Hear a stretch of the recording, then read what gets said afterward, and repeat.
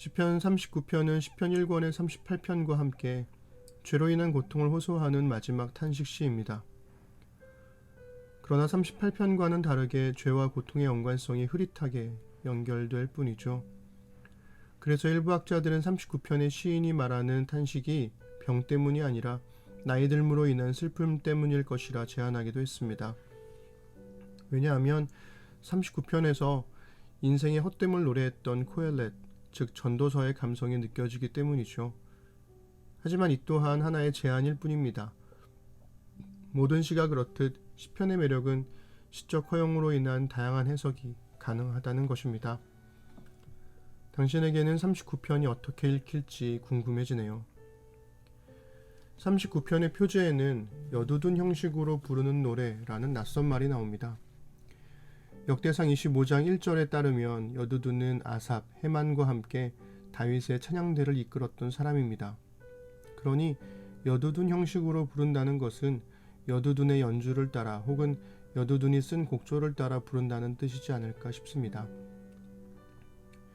39편을 읽으면서 시인이 어떤 상태에서 어떤 마음으로 이 시를 쓴 것일까 생각해 봤는데요. 1절과 2절만 보자면 아마도 시인은 하나님께 삐쳐 있는 것 같습니다. 시인은 자신이 고통받는 이유를 자신의 죄 때문에 벌을 받고 있는 거라 여기는 듯한데요. 고통이 컸던 시인은 더 이상의 죄를 짓지 않기 위해 침묵을 선택하죠. 문제는 2절인데요. 시인은 말해봐야 죄만 더해질 테니 아예 침묵함으로써 선한 말도 하지 않기로 합니다. 저도 그런 적 많았거든요. 뭘 해도 안 되고 사람들로부터 욕만 먹는 것 같을 때 그렇게 사느니 차라리 아무 말도 하지 않겠다며 사람들과 하나님께 침묵했던 겁니다. 하지만 시인의 침묵은 오래가지 않습니다. 그의 마음이 뜨거워지며 결국 하나님께 말하게 되거든요. 시인이 하나님께 했던 말은 무엇이었을까요? 오늘은 다윗의 시, 인도자를 따라 여두둔 형식으로 부르는 노래라는 표제를 가진 시편 39편을 예수님의 죽으심을 기념하는 고난주간의 성금요일에 읽어드리겠습니다. 내가 말하기를 나의 행위를 조심하여 내 혀로 범죄하지 아니하리니 악인이 내 앞에 있을 때에 내가 내 입에 재갈을 먹이리라 하였도다. 내가 잠잠하여 선한 말도 하지 아니하니 나의 근심이 더 심하도다.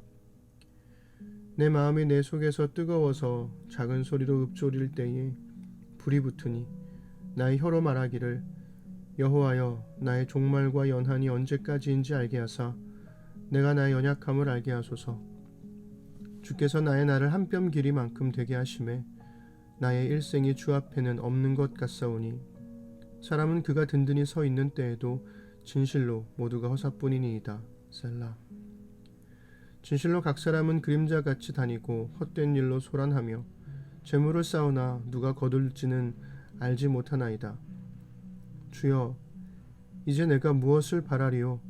나의 소망은 주께 있나이다. 나를 모든 죄에서 건지시며 우매한 자에게서 욕을 당하지 아니하게 하소서. 내가 잠잠하고 입을 열지 아니함은 주께서 이를 행하신 까닭이니이다. 주의 징벌을 나에게서 옮기소서. 주의 손이 치심으로 내가 쇠망하였나이다. 주께서 죄악을 책망하사 사람을 징계하실 때에 그 영화를 존먹음같이 소멸하게 하시니 참으로 인생이란 모두 헛될 뿐이니이다. 셀라. 여호와여, 나의 기도를 들으시며 나의 부르짖음에 귀를 기울이소서. 내가 눈물 흘릴 때에 잠잠하지 마옵소서. 나는 주와 함께 있는 나그네이며 나의 모든 조상들처럼 떠도나이다. 주는 나를 용서하사 내가 떠나 없어지기 전에 나의 건강을 회복시키소서. 아멘. 가톨릭에는 피정이라는 제도가 있습니다. 일정 기간 동안 일상을 벗어나 침묵과 기도로 묵상하는 종교적 수련인데요. 결혼 전에는 2, 3년에 한 번씩은 피정을 하곤 했습니다. 매번 좋은 의도로만 한 것은 아니었고 때로는 현실적인 고민들 때문에 하나님께 투정하려고 피정을 하기도 했었죠. 하지만 그 피정의 끝에는 언제나 하나님의 크심과 나의 자금이라는 이 겸손한 고백만 남을 때가 많았습니다.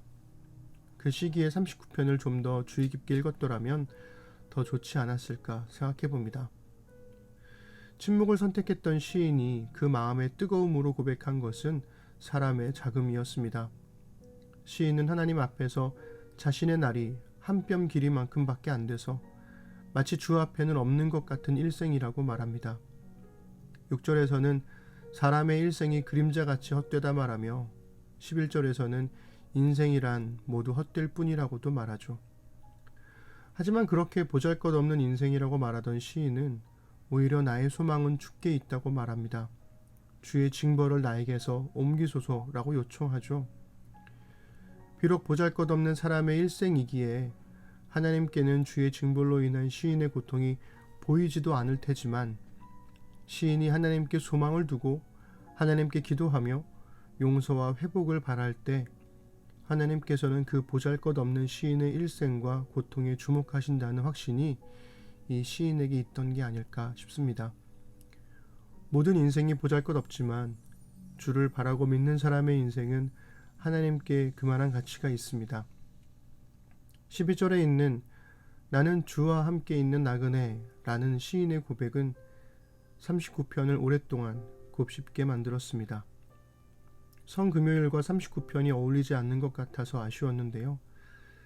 주는 나를 용서하사 내가 떠나 없어지기 전에 나의 건강을 회복시키소서라는 이 마지막 고백은 오히려 모든 죄를 짊어지시고 십자가에 달리신 예수님의 마음과 너무 잘 어울린다는 생각이 듭니다.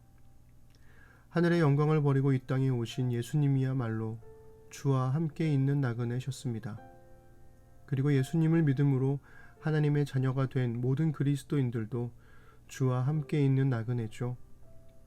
주와 함께 있는 나그네라면 때로는 투정으로 나그네 길을 걷는 것도 나쁘지 않을 것 같습니다. 주님을 향한 투정도 결국엔 주님을 향한 신뢰의 고백으로 바뀔 테니까요.